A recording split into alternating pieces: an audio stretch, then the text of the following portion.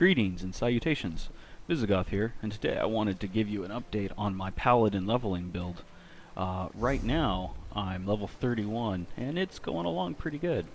I haven't upgraded my armor since level 18. I should probably get around to doing that.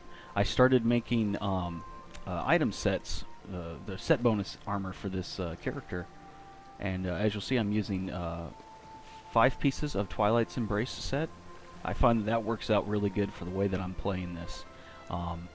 You know, the health really ties into my tankiness, or the survivability, I guess I should say. And then, of course, spell crit just means that I can do more damage, which I love as a solo player. That means I can clear content faster. And then, you know, that's spell crit. And then spell damage, just on top of that, more damage. And then the 5-piece bonus for Twilight's Embraces, when you are healed, you gain 10% additional healing. Well, that's great, because I'm basically doing damage to heal myself, you know, constantly. And so now I'm getting more healing. So that makes me even more survivable. And yet it doesn't take away from my damage, which is really nice. And the other set that I'm running is... I forgot. I gotta switch. There we go. I'm wearing 4 pieces of the Magnus gift set, or mages, however you want to pronounce that. Magnus, whatever. And it works out really well too, because the it increases my max Magicka for wearing 2 pieces, which ties into my whole thing of being able to cast more spells, and also my base damage is increased for all of my spells that I cast. And it adds magic recovery, which is also nice for this type of build, you know, because the faster my magic comes back, the more I can spam skills. And then if I have 4 pieces equipped, it actually gives me spell damage. So that ties back into my whole, you know, magic DPS, you know, playstyle, which is working really well so far. I mean, like, I'm now here level 31. I think the content I'm doing is like, let me check that out real quick. I should have started this video near some mobs so I could actually look at them. I want to say it's like 29, yeah, 28. You know, I kind of tend to out-level the content as I'm clearing content, because I'm actually doing everything that I can run across, you know, as I run across it. So I tend to actually over-level. Plus, every once in a while, I'll take a break, and I'll go out and actually do some PvP. And I'll just kind of go run around and collect some sky shards, the ones that are on top of the world. I don't usually like to go and bother with the sky shards that are inside delves, like, you know, the little public dungeon delves that they have out in Cyrodiil. I don't know, it just doesn't fit in with my, like, you know, when I'm out in Cyrodiil, I want to run around, kill people, and gather, you know, sky shards. I don't want to have to, like, pause, go into a delve, and then have to come all the way back out of it again. It's just a bit of a hassle for me. But that allows me to, you know, get a little bit of experience, but it's not taken away from the questing, and then also allows me to get some more skill points. Like, as you'll notice here, I mean, I'm level 31, I've got 16 unspent skill points. Now that's literally because, like, I don't have any skills that I can spend that on yet that I want to. I mean, I have tons of skills I could spend it on, but none of them are the skills I want to use for this build. But that's a good point. Let me go ahead and quickly show you kind of how the skills have progressed. In one of the recent patches, they kind of fixed explosive charge, or oh, this is the morph version. I forget what the first you know, part of it is, but it's basically the Templar's charge or gap closer from the Adric spear line. This is really nice to have as a melee character, because when I first started off, I didn't take this because it used to have this bug where it had a global cooldown. So in other words, you'd cast it, you'd charge in, you'd hit the guy, and then you couldn't cast any other spells for, like, I don't know, 2.5 seconds, or maybe 1.5 seconds. You know, it's kind of hard to tell, because during combat, you know, half a second can feel like 3 seconds, or, you know, it can feel like forever. But so I didn't like taking that. Once they fixed it, I took it, I tried it out, and they have gotten rid of the global cooldown. So in other words, now you can cast it. Here, let me show you real quick. This is how it works. You charge in. All right, I just saw him. Where was it? Okay, here we go. So first, I'm gonna put on my my mage light, you know, because it wasn't on. That'll increase my crit hit. And then I'm going to charge in. Go. Go. Oh, yeah, I forget. It doesn't like to charge across water sometimes. But yeah, you charge in, just like that. It's a great gap closer when you're melee. And, like, you know, it speeds up your movements. You know, because sometimes if you're not doing like range casting, you know, going from one mob, like say if this guy was here, you know, attacking this guy, and then say that tree was the next guy, then walking over here, and you don't want to sprint because you know you're using sprint to block and stuff with. It's a little bit of a pain in the butt. You know, it makes it feel slower. Whereas if I just charge from here to there, I'm instantaneously there. Now the nice thing about this skill that really is like makes me happy for solo gaming or for solo questing is that when you morph it and you take explosive charge, it actually does AoE damage to everybody within the, what is it? It's 5 meters. So that's, I mean, that's decent, you know, AoE grouping. Usually, you know, I charge in towards spellcasters first, but usually what you'll run into most commonly is like 3 guys. You know, one will be a spellcaster, and then the other 2 will be split between some sort of melee class, sometimes like a range class, you know, like a bow, you know, a stamina range class. But this just works really well with the solo, you know, AoE leveling of this kind of build. Let me show you the next thing I've got, of course, is Puncturing Sweep. Now, this is kind of my spam ability. I just constantly run this unless I have a reason to run something else or I'm out of Magicka, because this is doing damage to AoE, you know, to multiple guys, but it's also healing me based on the damage that it does. So, like, I'm basically heal tanking. You know, I'm surviving by the fact that all the damage that I'm taking is being I don't know, you wouldn't say mitigated, but it's being overwritten by the fact that I'm getting healing back from that. And now the next thing is I actually once I finally unlocked Repentance, or what is it? Once I morph these things, I forget the names, because as far as I'm concerned, it's just, oh yeah, it's that skill that does this you know, functionality. I don't ever remember the names because I'm not talking with a lot of people about it. But basically, it's under the Restoring Light. It's you know, the skill that's like right here. But once you can morph it, you can take Repentance. Now, for soloing this kind of, it's really like a real thin knife's edge. You know, like, Repentance works out good for soloing because it allows you to heal yourself whenever you kill like an enemy. So like whenever you have dead bodies around you, you can cast this, it doesn't cost you anything, and it heals you. Now, the thing that I really like about it is the fact that you're constantly getting a 10% regen for your stamina and your magicka and your health, which is kind of awesome. Now, but it's the minor buff. So I was kind of in debate between taking the other morph version of this, which actually allows you to cast it. It does cost magic, but when you cast it, it applies the major buff of that same minor buff. So if you are occasionally running with, you know, some friends, like, it doesn't even have to be a full group. If you're just running with, like, you know, 1 or 2 other friends, you might think about taking the other morph version instead of Repentance. Because, honestly, I don't need the healing most of the time from Repentance. And when I do really need healing, you know, like, in other words, I'm not getting enough healing from Puncturing Sweep, and I need like a big heal, is usually when I'm taking on like a world boss or a single strong target, because I'm not hitting multiple guys. So since I'm not hitting, you know, like say 3 guys, I'm not doing damage to 3 guys. Therefore, I'm not getting healing from 3 guys. I'm just doing damage to 1 guy, and since I can't increase how much damage I'm doing to that 1 guy, I have a set amount of healing. So if that healing can't compensate or overtake the damage that I'm receiving, that's when I would be like, oh, I need a big heal. Well, you can't pop this off because you haven't been killing anybody else. It's just the 1 boss, so it doesn't work. So it's just there giving you the passive, you know, 10%. So it's kind of like, meh, you know, at that point, if you're in a group, it'd be better for you to just be able to occasionally spam the other skill, which then applies that 10%. Actually, I think because it's major, it's even more. But it allows you to apply that regen, you know, that health, stamina, magicka regen to everybody that's around you. And of course, the other thing I've been taking is immovable. Because I do have 2 pieces of heavy armor on, I'm allowed to actually use immovable. I don't, you know, I'm thinking about that now. I'm not sure if you can actually use immovable without any heavy armor on, or if you can still use it. But yeah, you might still be able to use immovable even if you aren't wearing any heavy armor.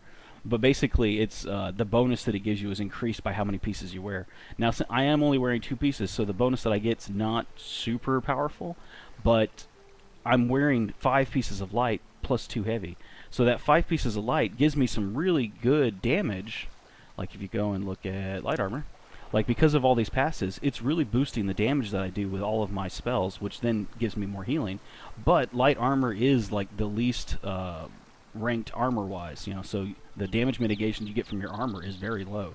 To kind of offset that, I throw a movable on, and then once you can morph it, I take a movable brute. You know, it's really kind of like, again, back and forth between the morphs for a movable. A movable brute allows me to break free like more often because it costs less, and since I don't have a lot of stamina, I kind of like that. But honestly, the other version, the other morph is basically it increases the duration that it's on you by how many pieces of armor you have on. So I mean, it just means you have to cast it less, which is kind of nice because it is it does cost a lot of stamina, especially if you're, you know, running it like I'm running it. Like you'll see here, I've got 25 points into Magicka, 5 points into health. And if you actually come down and look at my max Magicka, it's 1145 right now, and my health is 7785, and my stamina is only 5805. So I mean, you can see I've got very little stamina compared to, you know, what I usually run for like my other character. But because of that, you don't want to be constant movable, like constantly. Look at how much it takes up, you know, basically not quite half of my stamina to cast it. So you got to realize that's out of combat.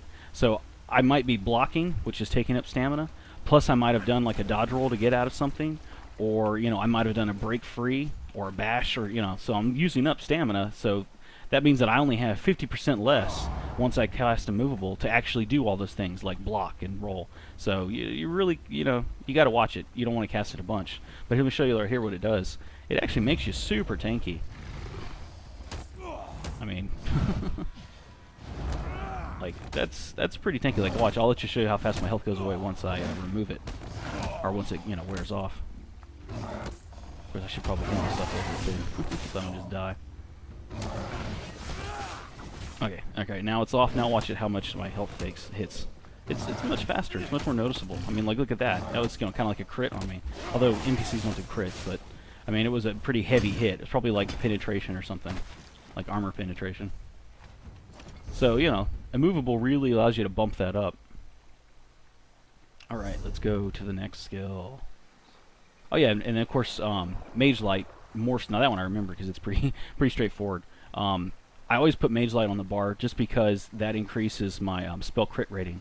And if you come over and look at spell crit, basically this right here is gives your Magicka-based abilities and weapons a chance to do crit damage. So it's really your chance to hit with a critical. So, you know, the more that you can hit with a critical means that, you know, maybe like every third hit you're getting a crit. That's really good. Now, your actual crit multiplier is kind of hidden. From my understanding, it's double your normal attack. You know, so like if you do like 10 damage and then you get a crit, it'd be like 20 damage. You know, but apparently you can also increase that. Instead of it being half, like, you know, 0.5 or whatever, you can increase it to like 1. So instead of, you know, you do normally 10 damage, you get a crit, maybe you do 25 damage. Some passives will actually adjust that, and not your critical hit chance, but your actual critical damage. But let's go back to that. So that's why I like to run Mage Light on my bar. But when you can morph it, I like to take Inner Light, because I'm not really using Mage Light for like trying to discover hidden enemies in PvP. Instead, I'm using this to, you know, really buff up my solo questing. So when I have it toggled, I actually get 4% increased Magicka. So I mean, it's like, not only is it increasing the chance that I can hit critically, it's giving me 4% more Magicka based off of my my, you know, default magic pool, which then means that I do more damage all the time. I mean, so it's super helpful. It ties into this whole playstyle. And of course, I'm still running you know, Empowering Sweep. Of course, I've got the morph version, so the Empowering Sweep morph I like because when I'm solo questing, it kind of allows me to go in and like grab or pull together as many melee characters as I want to, and then just pop this off. And because the more of them I hit, I actually get more damage mitigation, because it's also reduces damage dealt to you by 15% for 8 seconds, plus an additional 4% for each enemy hit. So in other words, more, you know, for every enemy that I hit on top of, you know, like one guy, I get 4% more damage reduction. So I mean that just makes me even like super tankier. So I really like this. Plus it only costs 75 ultimate. So that means I am constantly popping that off. In a standard fight, I can pop it off every fight. In a fight that goes a little bit longer, I can usually pop it off twice. I mean, like, that's really, I love that. Whereas, you know, if you want to take other, you know, like Nova or, hell, I don't know, Rite of Passage to kind of give yourself like an ultimate tanking, you know, thing, that's fine. I just prefer Empowering Sweep because, you know, I'm by myself, so basically, if I can make myself tanky and yet still do a little bit of damage, that's just going to be better. And the fact that I can use it constantly, I like that more too. Alright, so that's basically the... let me show you the passives too. You take every freaking passive under the Adric Spear line. I mean, none of them are not useful to you. And then Restoring Light, I only take Mending. You know, now later on, when I get some more... Like, when I get Rune Focus unlocked, then I'll start kind of messing around with some more of these passives. You know, my build will kind of evolve even more, and it'll be a less kind of solo DPS build, and a little more tanky, like group friendly, you know. But I won't do that till later. But as I'm leveling up, the only thing I'm using right now is Repentance, and then Mending. Just because Mending gives me more healing, you know, and Repentance, again, is that passive. So it's kind of like, hey, nice to, you know, it's nice to have. And then, of course, weapon one-handed. I'm not actually using any of the one-handed shield skills. I'm using the passives, yes.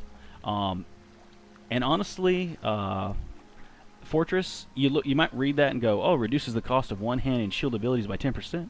But I'm not casting any of the skills. Why would I need that reduction in the cost? Well, it also reduces the cost of blocking. So even though I'm not actually casting the skills, I'm still blocking with the shield. So, you know, like say if it would usually take 100 stamina when I block, you know, a single attack. Well, now it only takes like maybe 50, you know, or whatever the percentage is. I'm not amazing with numbers. But yeah, again, any passive that you can take is like I can't wait to get Battlefield Mobility. That'll make me move faster while I'm blocking. I'm looking forward to that. But all of these passives are useful. So whenever you unlock them, you can get them. And now, like again, as you'll notice, I'm level 31. I've been buying every skill that I want. I still have 16 unspent skill points. So I mean, it's like basically as soon as I unlock a skill, I can purchase it. Now that's because I actually went out and gathered some sky shards, you know, and Cyrodiil, and I went out and did a little bit of, you know, questing and stuff, and completed some quests that give you skill points.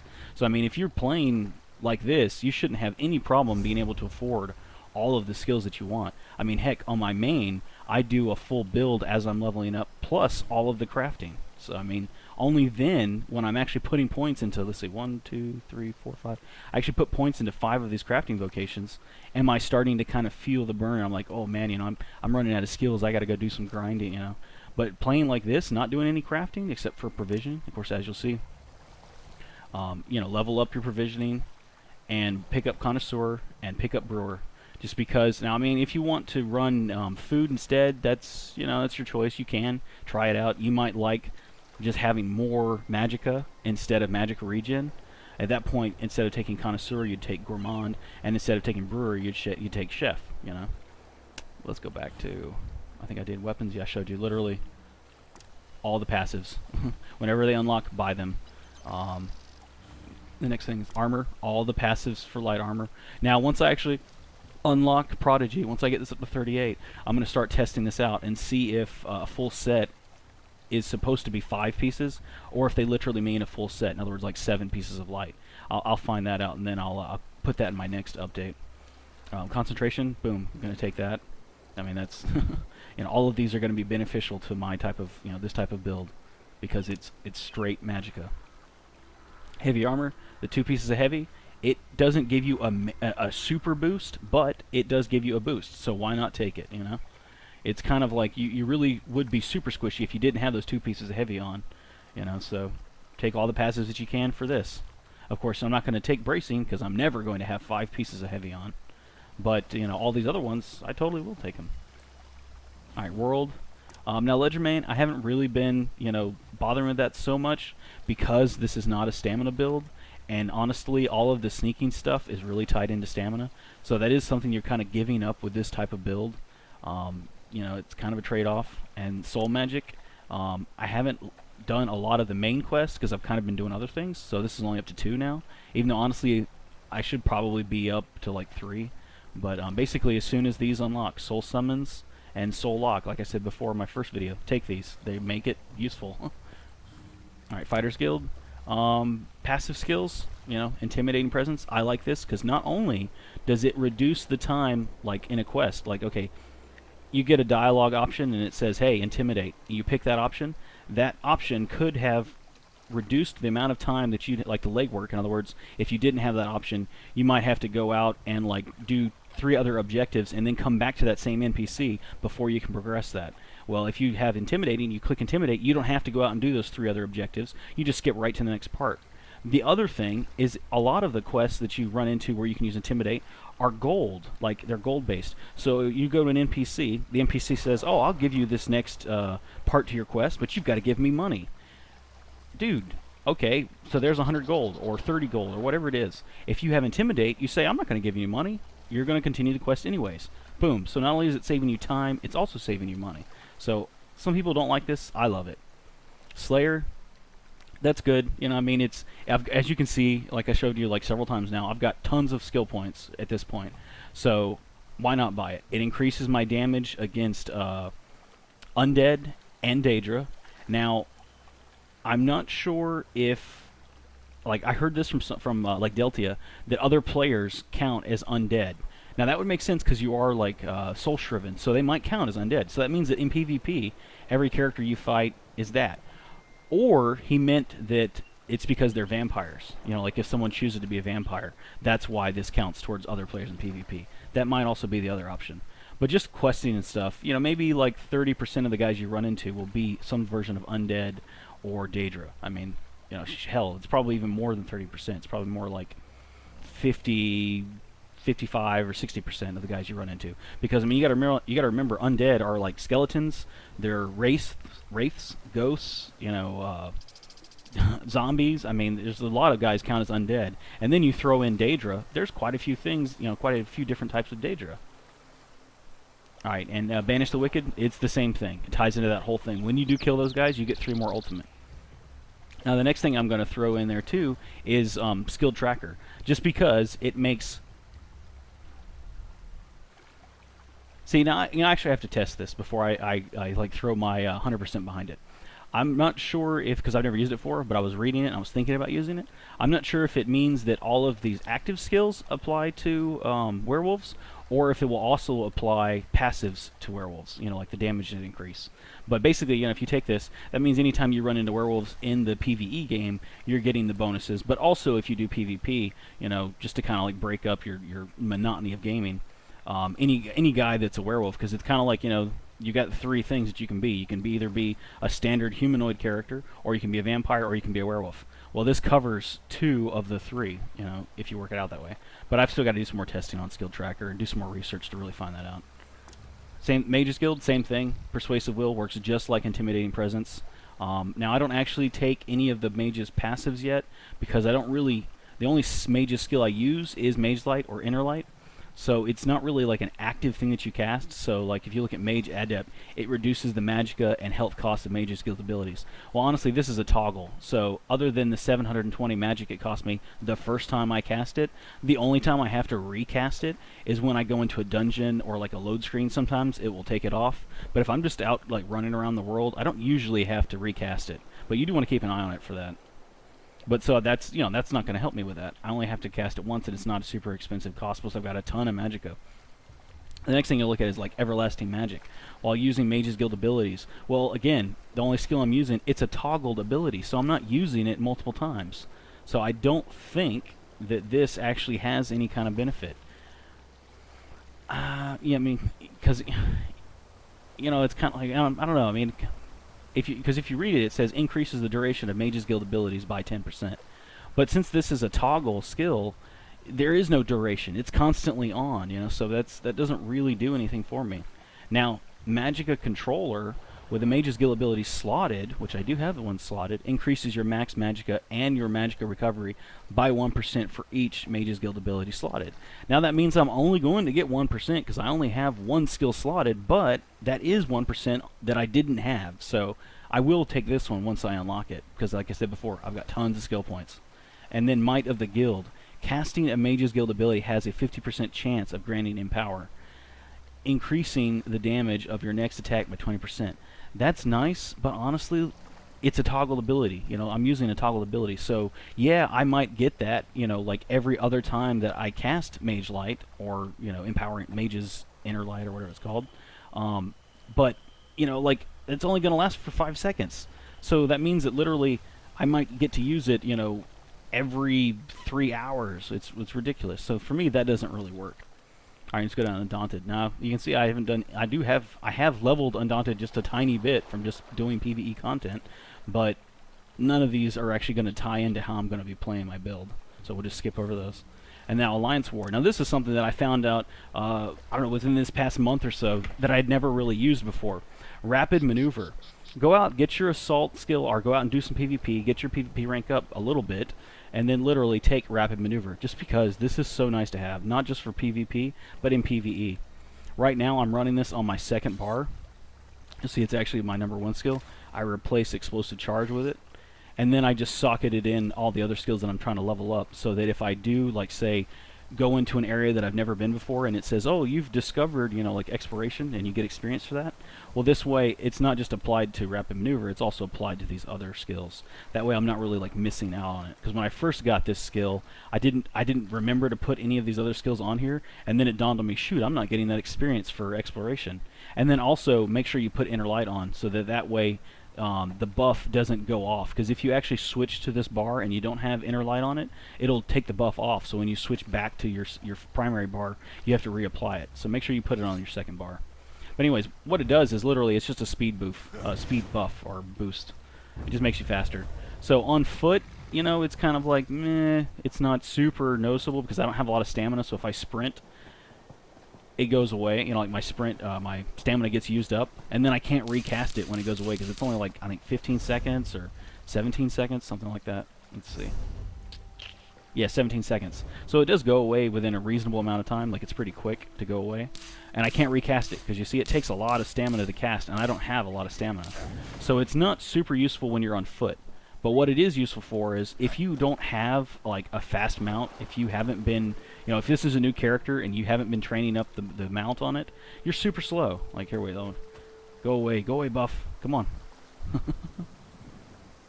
Alright, you see, I mean, I've been upgrading this non-stop every day since I made this character. And I think it's up to, like, 15% or maybe 17%, something like that.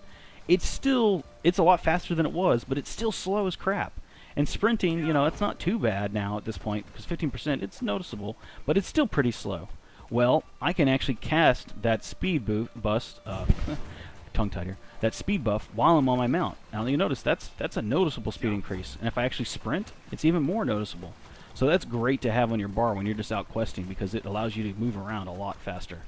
Now, the nice thing is that you can still swap weapons while you're on your mount. So it's kind of like if you want to go into combat off of your mount, you just swap from it, go back to, you know, your main weapon, and then you just charge in, and you automatically dismount, and everything works out fine. So it's just kind of a nice little speed buff, you know. I've really grown to, like, love it. All right, let me move on. I think that was basically it. Yeah, support. I don't have anything to support because I'm not really, like, focusing on PvP. It's kind of like, honestly, with any build that's somewhat successful, you can go out and run around with the Zerg and play and do PvP.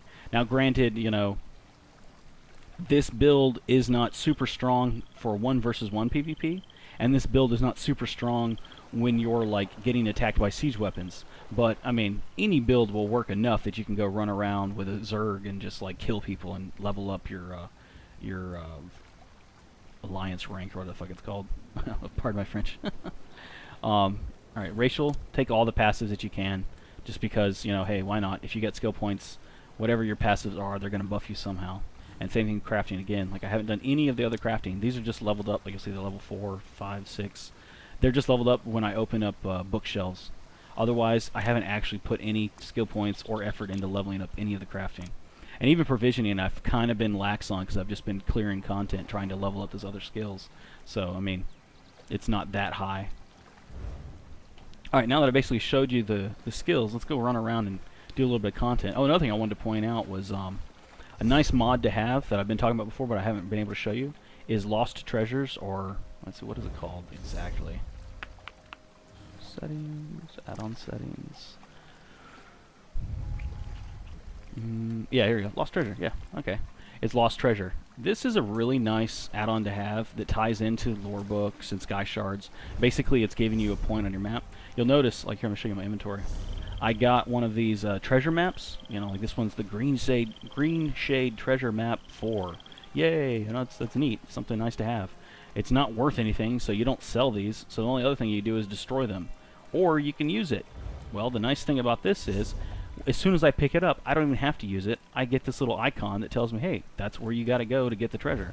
So I just, when I'm in this area, I get on my mount, switch to my other bar so I get the speed buff, sprint over here. You see on my compass, I'm actually looking at, it's showing me where it is. Oh, hey, look at that. There's also a book. So there's a lore book right here. I'll pick that up too while I'm over here.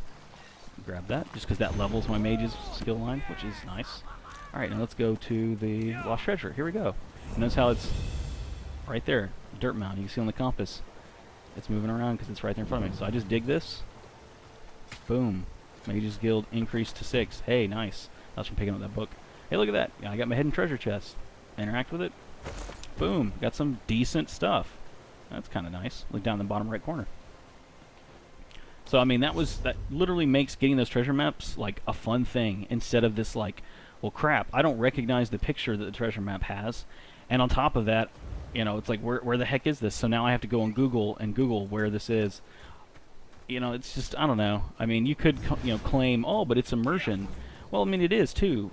That's true, but to a certain degree, some things become a hassle, even if they are immersive. It's just kind of like, yeah, I'm not interested in going out and treasure hunting right now.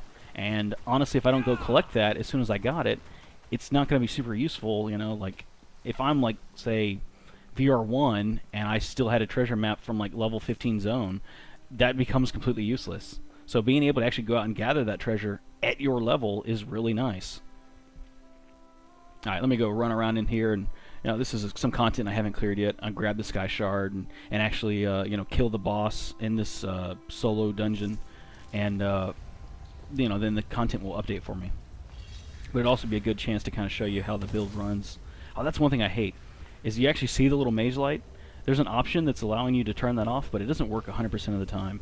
I notice when I go into a like a load in, like I just loaded in from out there into here, sometimes it resets. So when I go to reapply, sometimes it'll do that. It'll apply the little light. So I'll just leave it off for now. So right now, boom. I don't even need this, but I'll just, oh, go away, guy. I wanted to run this myself. Aww. But yeah, there you go. Casting Repentance. Boom, just got healed. Didn't need it. I just get in the habit of doing it. Boom. Shield Barrage. He's dead because the other guy's here. I'll try and get away from that person. I was going to curse, but... I mean, yes, it's nice to... Like, I would usually just run this with another player. But, you know, right now I just wanted to show how it works with the build. I mean, like, literally, this is kind of unfair in that sense because I'm level 31 and these guys are, like, level 28, so I'm 3 levels ahead of them. But that's just, that happens. Like, I'm not trying to do that on purpose or anything. It's just as I'm questing, because content's easy for me to clear, I just out-level everything. Here, let's see if, while I'm in combat, I'm going to recast Mage Light. There we go. Now the light's not in my eyes. I freaking hate that light. But you'll see, I don't even, because these guys are like 3 levels below me, I don't even need to use Immovable.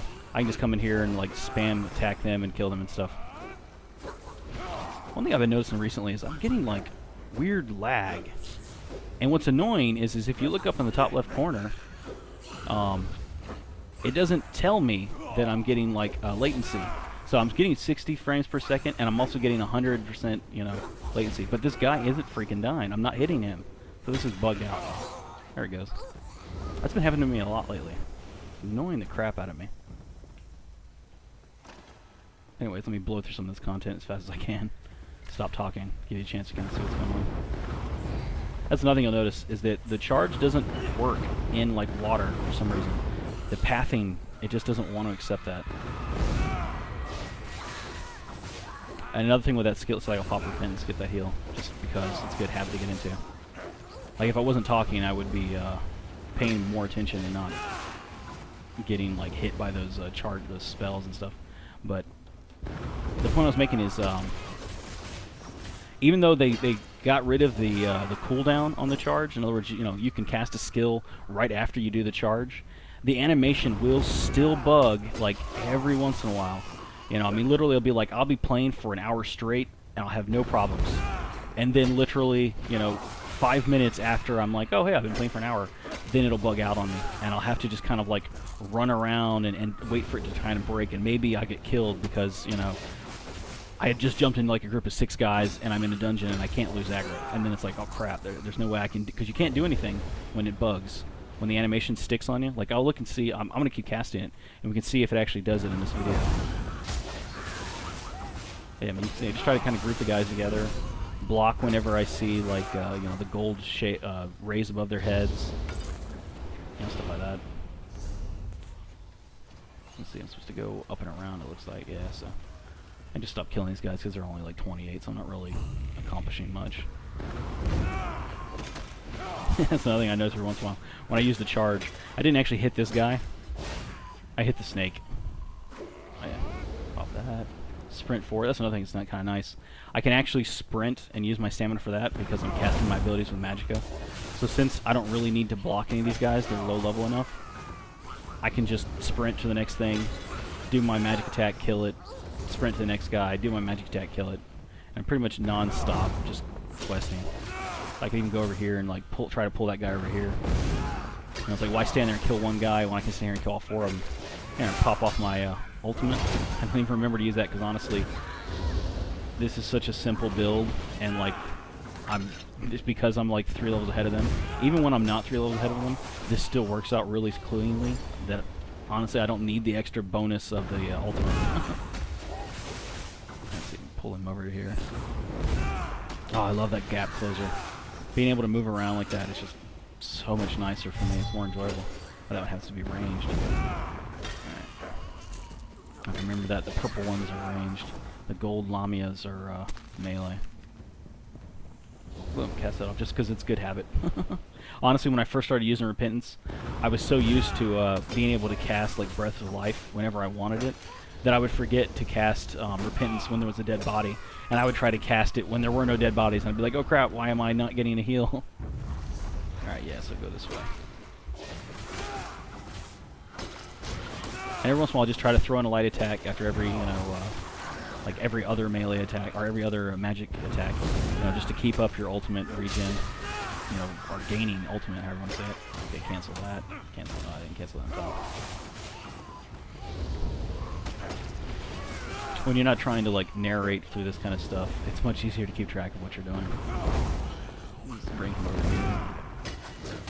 Trying to keep an eye out for a boss or a champion, however you want to label it, because usually that's what the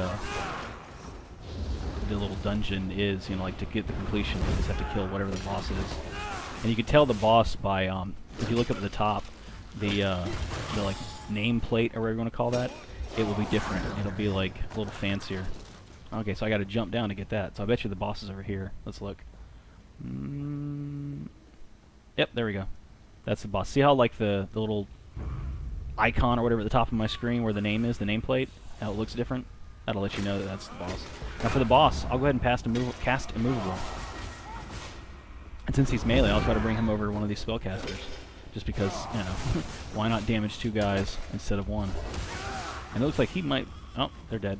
I was going to say, it looks like the other one might have been melee after he cast his 1 spell, so I could have pulled him over here. But you can see, I mean, that was super, super easy.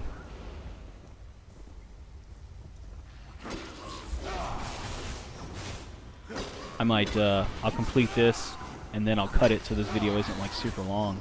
And I'll actually go to some content that's above my level, so you can see that this still works, even if you're not, like, doing content like me, which is under-leveled. Alright, I'll go ahead and cut that off. Alright, so let's pick this up again. Now I'm actually in, what's it, Malab Tor? I think that's how it's pronounced. You know, where before I was actually questing in Greenshade. You know, that's just because as I'm clearing content, that's where I ended up. Like, I've got all this done, and then I've cleared half of Greenshade. So then the next zone I would go to would be Malab Tor. Well, say that you were skipping content, you know, like, not that you mean to, but say that you weren't doing everything like I was doing. You know, it'd be reasonable that you might be out in Malab Tor, even though you're only like level 31, you might be here. So, here I am. This is another little solo delve, or whatever we're going to call it, dungeon.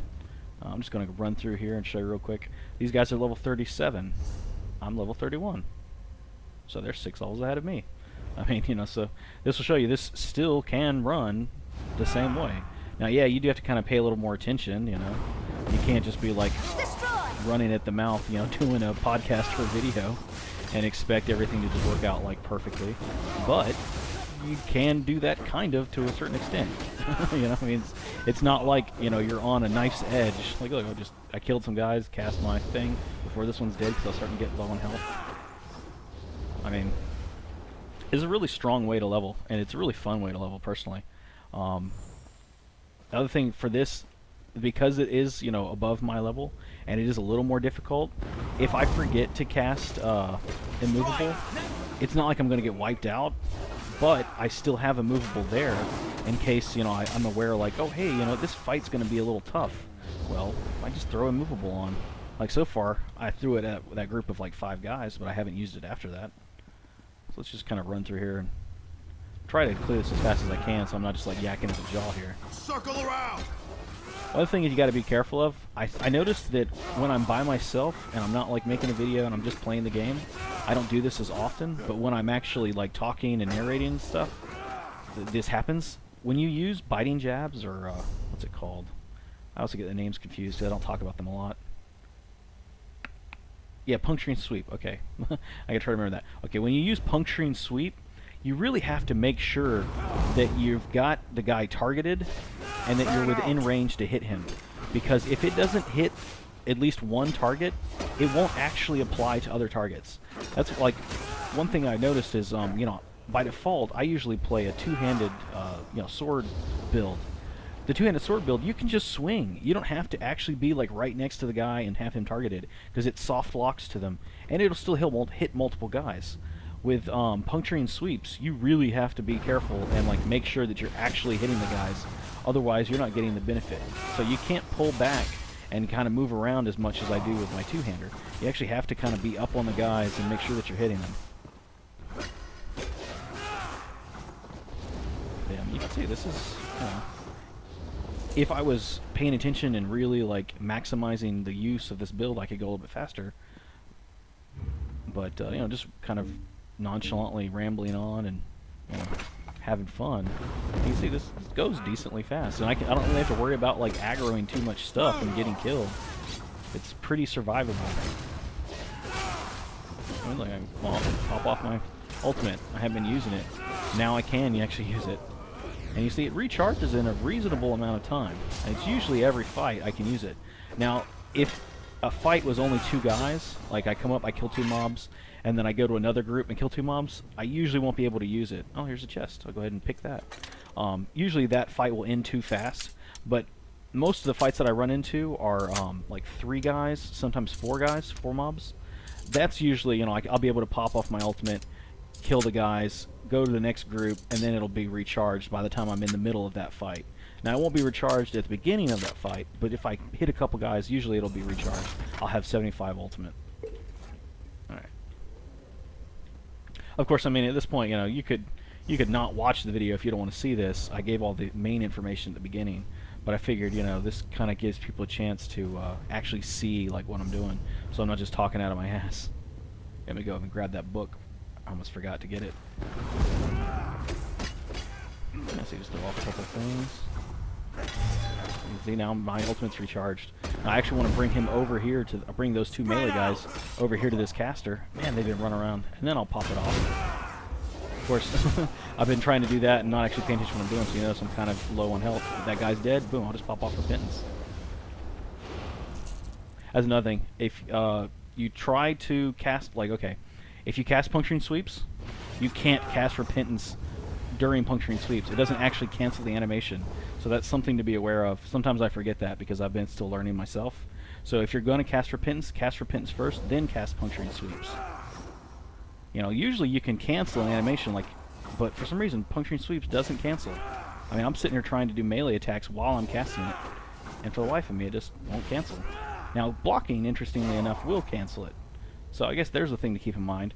If you want to, if you're doing, like, if you're spamming Puncturing Sweeps, and you realize, oh shoot, I actually should instead cast Repentance because I'm about to die. Well, to cancel that, just block, and then cast Repentance. I'll have to remember that myself. I just figured that out right here. That's why sometimes I like doing this and sharing it with other people. Because things that I don't actually think about, you know, I just push through the content and I go to the next quest. And because that's what I enjoy is doing the quest and doing the stories and kind of understanding what's going on with the plot and stuff like that. And then the actual act of like doing combat is kind of fun for me. I don't usually like pick up new little tricks and stuff because I'm not trying to explain it to someone else. Cancel that. He's dead. Cast Repentance just because it's a good habit to get into. Come over here, read these books, just because when you're starting out and you're low level, it will help you level up your skills. Because honestly, at low level, you're not interested in leveling all the skills. You just want to focus on the skills that you're using for your build, because otherwise you won't be able to level them fast enough to actually have them be like strong while you're questing. If you split, you know, if you're trying to level too many skills when you're leveling up, you don't level them very fast. That's what I'm trying to say.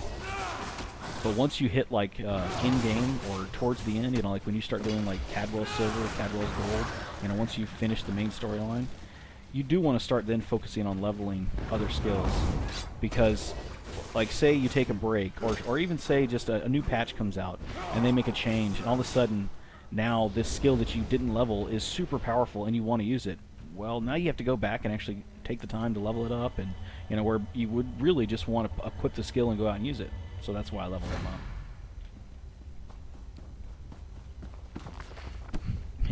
I'm actually slower clearing this than I usually would be because I'm rambling on. Let's see, I bet you the boss for this room is probably, he's either in here or he might be in here. Usually they're in like the last room before the exit. So if you notice there's like a door here. When you come in here, if you try to go this way, you can't. The door blocks you, so you have to clear this whole thing. And then you come back up to here, and then you can exit through this way. If you don't have Sky Shards, you have to explore this whole area to find the Sky Shard. If you have the add-on Sky Shards, you saw, I just came straight down here, came down here, got the Sky Shard. Now I can go back up this way. And if I wanted to, I could even backtrack and skip this whole room, because it doesn't look like there's anything here. But I'm not. I'm going to go ahead and just run through it real quick. I'm going to start skipping books too, so I can kind of speed this up and show you like kind of what it's like to, if you wanted to, you could really push through this with this build. Alright, pop off my ultimate. Spam Puncturing Sweeps a couple times. You notice, I mean, I'm not really losing any health, so there's no need to do anything else. Just keep doing damage to them. Then pop that off at the end, just get in the habit. That's the only reason I do that. Alright, let's do this. Pull him over to here. Puncturing Sweeps. Now these are a few guys, so I'll go ahead and throw off Immovable. Pop off my... Oh, my ultimate hasn't recharged yet. There it goes, now it's recharged. Pop off my ultimate. Puncturing Sweeps a couple times. Cancel that guy's skill. Well, I didn't because I'm talking. Repentance. Puncturing Sweeps. Repentance. Finish off the tiger. Block that. Exploit. Puncturing Sweep. Repentance. See? I mean, it's really simple, you know? I'm only using like 4 skills actively. So, I mean... You know, it's easy to learn the build in that sense, but it's still really powerful because everything is maximized. You know, like I've got all my points into Magicka, so and I'm using skills that only work off of Magicka. You know? All right, let's go through this really fast and stop rambling on. Might be able to actually finish this. You know, some sprinting too to kind of help me. And if I really wanted to, I could switch to my second bar. Oh, I don't have enough stamina. I was going to say, I could switch to my second bar, apply that speed buff, and go even a little bit faster. Man, I really hate that mages or spellcasters now run so far away. It's kind of annoying as a melee class, you know, having to chase after them. It's not as bad with the gap closer, but it's still annoying.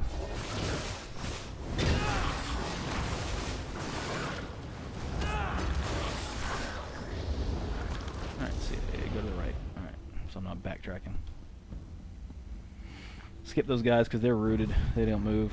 Skip those guys. Same thing. Oh, here we go. Here's the boss. Alright, so put up... Wait for my stamina regen because I was just sprinting. So when my stamina regens, there we go, I've got 50%. Cast immovable, charge in. Oh, wrong button. Charge in, do a couple light attacks, do puncturing sweeps, do a couple more light attacks, and just rotate. Cancel his spell, which stuns him. Boom. Recast immovable because it's gone. Pop off my ultimate just because, why not? Cancel this thing again. Boom, he's dead. I mean, it's easy. Oh, I didn't even realize that that dead body counted for repentance. So even if I needed to use repentance before I killed him, I could have cast it. But I didn't need to use it. So why the heck? Alright, so now this dungeon's complete. Oh, look, here's another chest. The other thing I'll do is, I don't know, maybe show you some more content. Because basically, you can still do all the content with this build, not just solo questing. Because the thing you got to keep in mind is if you're optimized for solo questing, basically that means you're optimized to do damage in a fast enough time that you feel okay with it. You're also optimized to have survivability, so you don't have to worry about dying through content. But the majority of content you run into solo leveling or solo questing is normal level characters. They don't have any kind of like special health. They don't have any kind of special skills or anything like that. So basically, you just need to be able to do lots of AoE damage, because if you have to run into a whole group and aggro that whole group and then kill them, yeah, none of them are going to be bosses, but that's still like sometimes 5, 6 guys. So, AoE survivability build is basically what you're looking at for solo leveling. Now, that does mean that, bosses, world bosses or group bosses, these don't fit into that category. They're kind of a special thing. So this build that I'm running right now, I can take on world bosses because I'm tanky enough, I have enough survivability. But the trade-off is that I can't go out and do the justice system as well. I mean, I can still steal stuff, I can still pickpocket, it's just I'm not very good at it and it's a lot slower. Well, that's a trade-off. And that's kind of the thing that you'll notice is it's true for everything, kind of even in life. The more things that you try to do, the lesser or the weaker each individual thing is. Like if you only do one thing, that one thing's going to be very strong. It's going to be very successful. If you try to do 6 things, you can still argue that they're successful, but they're not as strong as if you only did one. So, it's a personal choice. For this build right here, I'm only doing 1 or 2 things. For my main build, I try to do everything. So, I mean, it's kind of like my main build, I can't go out and kill world bosses or group bosses, but I can do PvP, and I'm not the best PvPer, but I'm decent at it with that build. But I can also then turn around and clear solo questing content, like really fast. That works really well. And I can also go out and kill some world bosses, that works out okay. And I can also do the justice system, that works out really well. This character is really powerful. If you're kind of not a great gamer, it's very tanky. As long as you kind of deal with multiple guys, you can really have a lot of survivability with this. But on top of that, say you want to do world bosses or group bosses, in the world, you can do this too on this one character, solo. So I'll go ahead and leave it off here. I'll go find a group boss, and then I'll show you what that's like.